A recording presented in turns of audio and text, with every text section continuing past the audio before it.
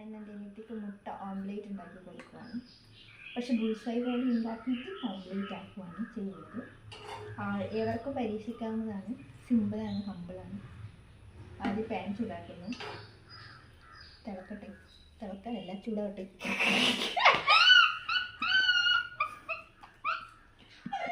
ഓള് ലേവലാന്നാണ് വിചാരം. കയ്യിലെടുക്കട്ടെ.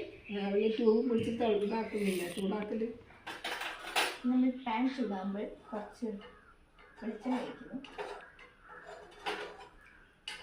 പാത്രം നിൽക്കാത്തൊരു വൃത്തികെട്ട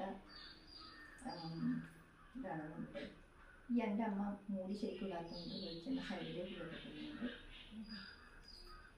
കുറച്ച് എണ്ണ ഒഴിക്കാം. ഇത് ഇച്ചിരി കൂടുതലാണ്, പക്ഷെ എൻ്റെ വീട്ടിൽ ഇഷ്ടമാണ്. എനിക്കെണ്ണൊന്നും ഇഷ്ടമല്ല. ഗ്യാസ് സിമ്മിലിടാം. ഒരു മിനിറ്റ് വെട്ടി വെക്കുക.